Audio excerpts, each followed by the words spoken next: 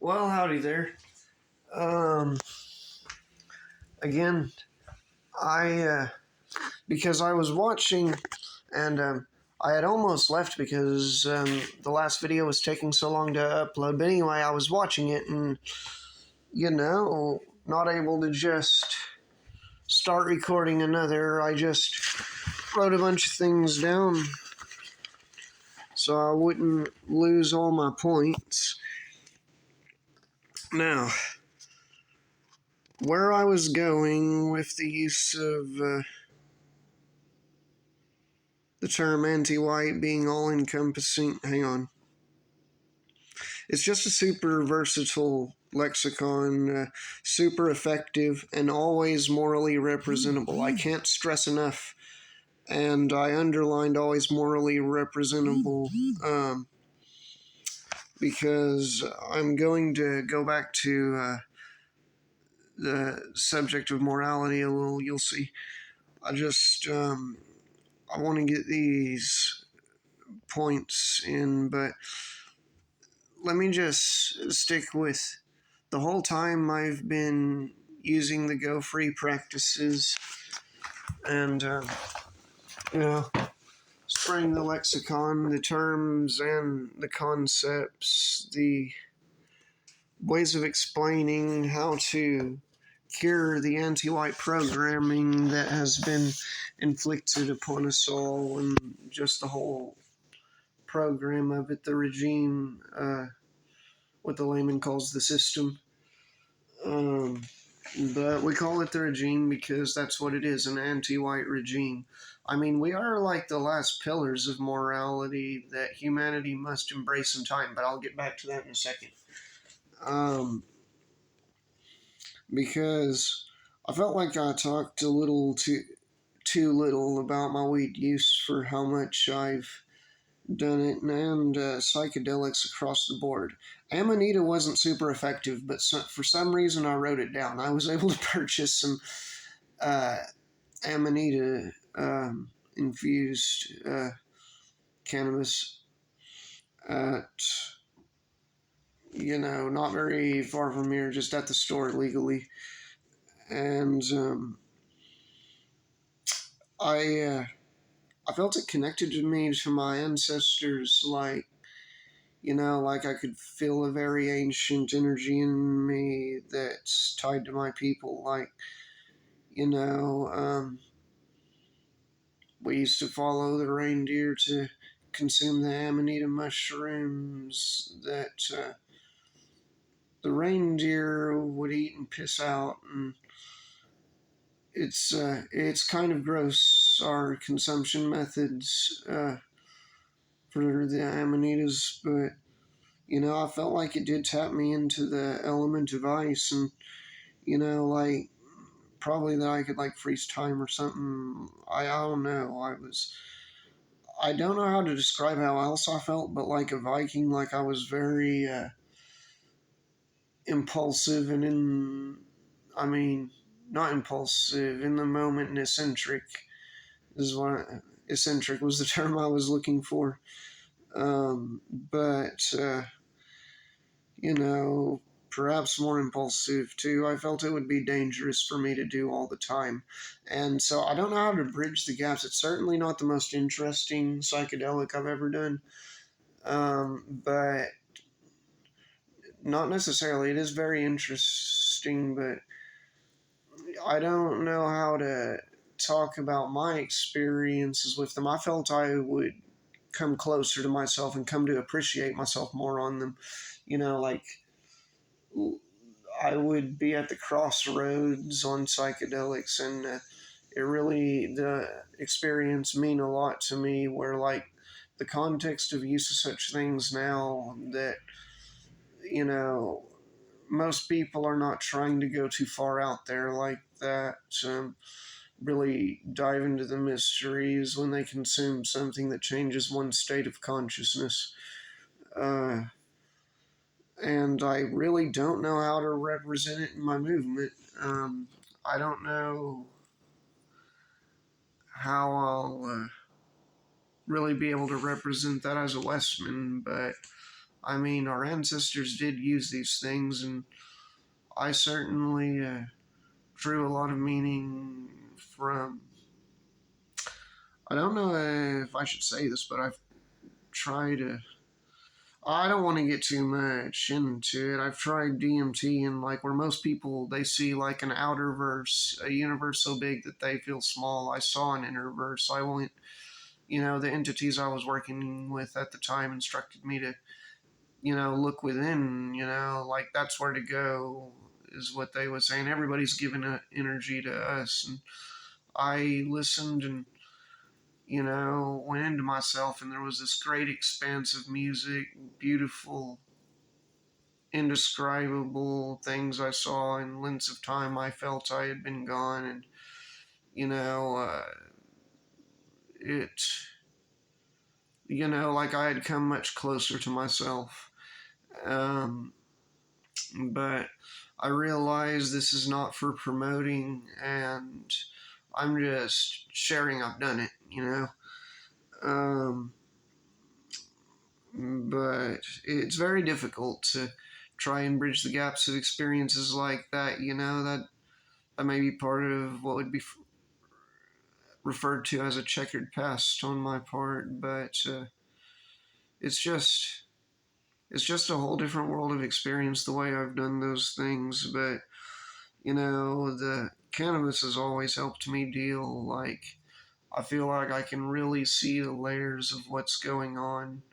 Like I can see the more inner layers, more beneath the surface of things. Um, but I'm not here to talk about that. On with the rest of my notes. Okay, so I was thinking about how to combat all the anti-whiteism and white erasure and the effects thereof, while I was observing the. I don't know what word I wrote here, but while I was examining the last video, observing, sorry, asked, I asked myself how to combat it, like, while I seem to be doing it, like laughing with you all, there's so much pressure from all the anti-whiteism. It's so much upon us, and I just, how does one live? One might ask sometimes, is what I figured, and my answer to that hypothetical question was just live. That I don't know how you do it.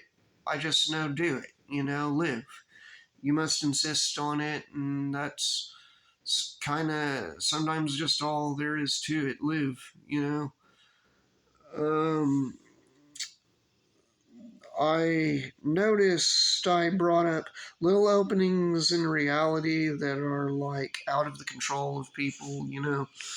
Um, that they're like as if there is some universal law or something, but there is something going on I was referring to that makes there any hope, in these times and all the just indescribable, so many. It's almost profound, but not in a good way, just so many in ways in which we are attacked by anti whiteism every day, moment to moment, like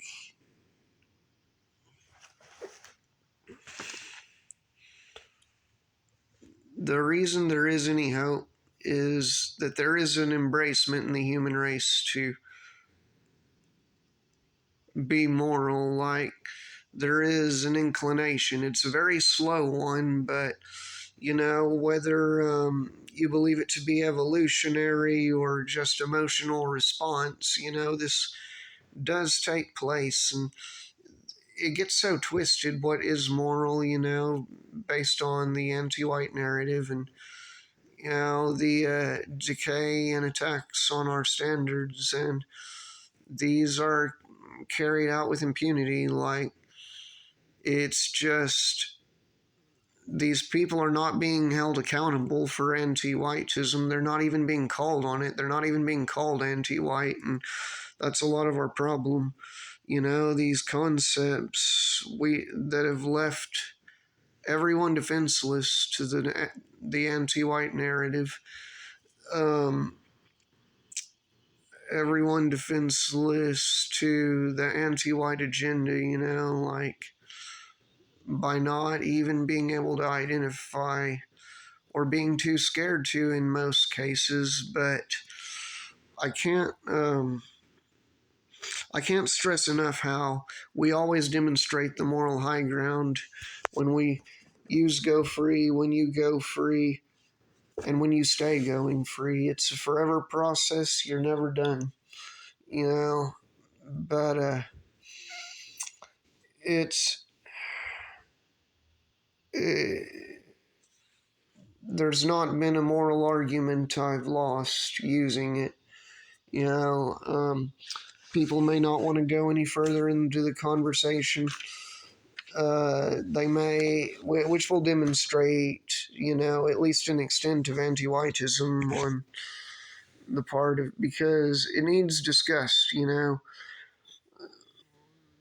We just, you, there are like degrees of anti-whiteism, and we, people do not tend to like nuance and complexity, like things tend to be very this or that, very um, black and white to people, but I can detect degrees of anti-whiteism, and I can, people are trying, they're trying to get it, and this just puts everything into perspective. You read Go Free, and you just see through so many layers of the anti-white.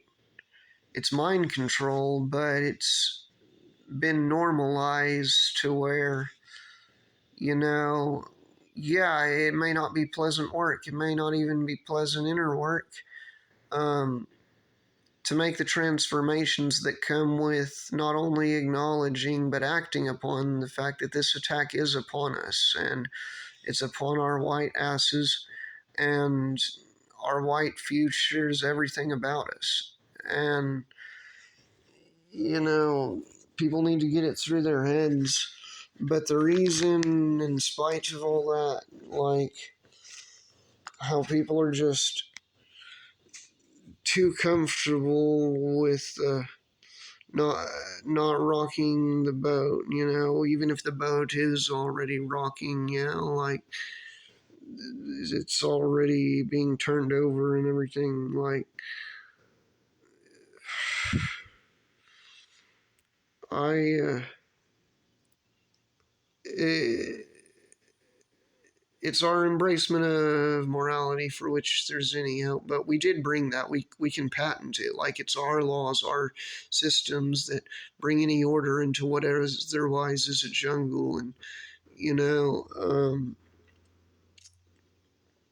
the other biospirits do not have the concerns we do that dignify us as living beings, whatever the basis of your birth is. Like, we seem to have the highest standard of how to treat one another, and, our women, and,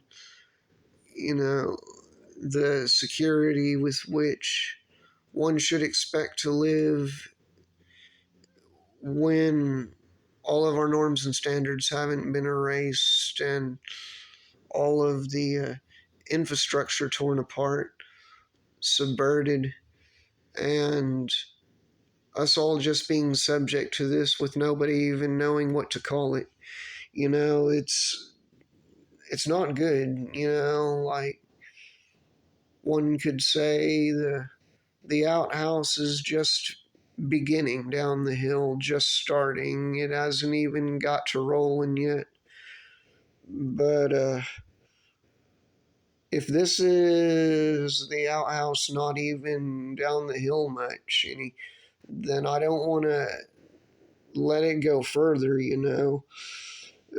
At least we're not sitting on our hands, I know that there's a lot of good people out there who will be right on board with what we're doing and how we intend to take back our norms, our standards, and implement them by the demonstration of our moral high ground. And you'll you'll never fail at it with Go Free. You'll never find yourself in short supply when it comes to how to defend your people, what you are, and your biospirit. So I sure ain't going through these notes very fast, but okay, cool. I still have some time. It looks like. Um, I I was looking forward to getting to this part. The shade of the tree you plant. You may not see in your lifetime what it will become. I don't know how much of its growth you'll see. I don't know which part. Will have been the last you saw of it and then you died. Like, but it is working. the The point is, it's working. Like, we have such strong people and such a strong lexicon. This will work, and I'm looking forward to that. And I certainly wanted to encourage you to just live like I did. Um, I have to fight for my mind. I have to, in spite of the challenge of just disdain, and knowing that I live in an anti-white environment and wake up in it every day, that will really mess with you. That when that's a part of every day, just having to, you know, acknowledge this is what environment I'm in. It's anti-white. It's anti-white right now, and they're attacking me right now. You know, like me personally, while I'm in what would otherwise be called a home, you know, I uh, I can't let myself die to it. I'll die to myself. I'll die in the moment to a layer further into myself. That's what I'll do. But I will not. I will not be just dragged down, and I encourage you not to either. I encourage you to get the things done that you've been in enough motion. You know that you're doing what you can or what you know to do currently. I mean, this is kind of off and kind of on the subject of going free as a Promethean, as a white well-beinger, or what have you. Um, that this is a process you may have to fight for. The the growth you want to continue about yourself, and you know it is harder when you live in an anti-white environment because you're not just left to otherwise just life. It's you have to fight against this stuff, and a lot of the time it's with my mind. Uh, a lot of the time it's just blocking out all the lies, just knowing these people would never say a word to my face. Um, they're certainly not in control of me like they would like to be. I mean, I'm talking about them now, but they they never have the say they pretend to. They never have the control they present themselves as having. It's just a bunch of anti-white threats, anti-white bluffing about hurting me and my people, and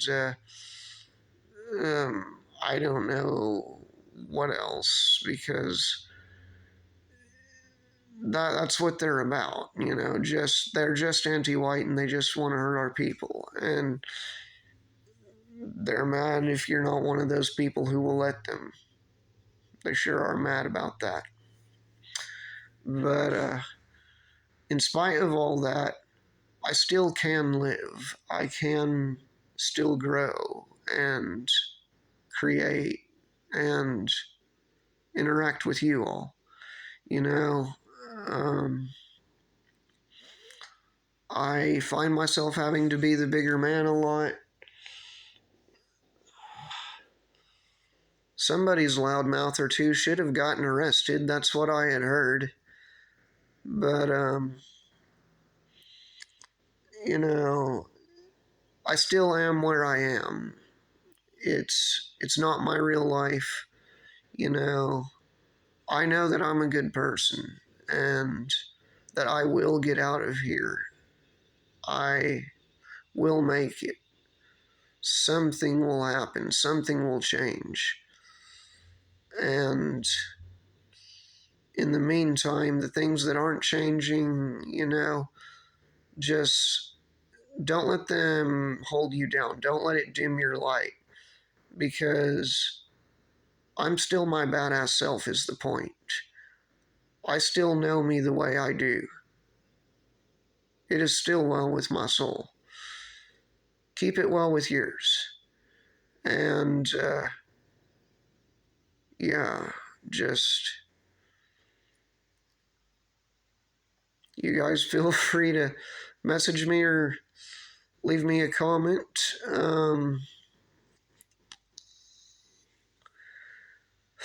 I like to be here, and I like to encourage my people. It is working. It may be a very slow working, like I said. The tree may grow so slowly. The tree of real Western progress and preservation. And just getting any peace back, really. Getting back to any normality that was before. Because it's clearly gone. Every place I move, that's evident.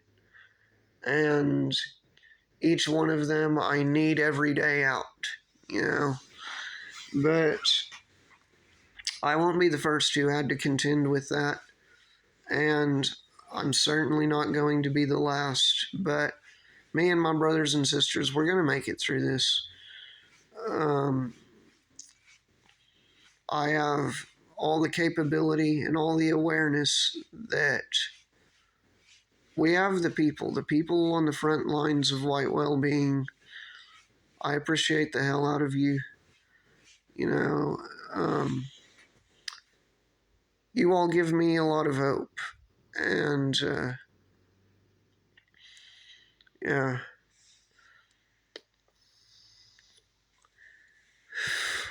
I just know it's not over. I know that,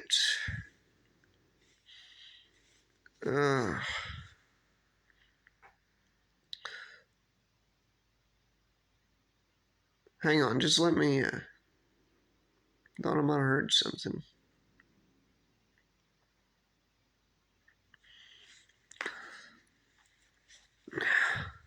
Well, anyway, I certainly know it's not over.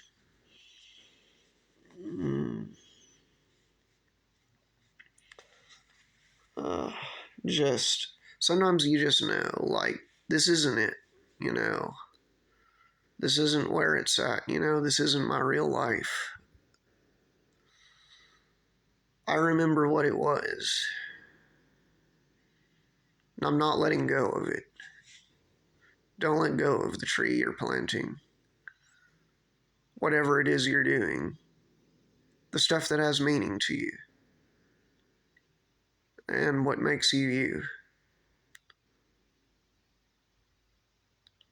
I appreciate you all coming and listening to me. I really appreciate all the love that gets sent to me. I've received a lot, and, you know, I feel a lot for my people.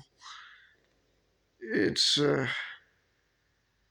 it's a beautiful thing we've all created in our participation. So I look forward to seeing you all around. And yeah, stay going free. Kip, Hales.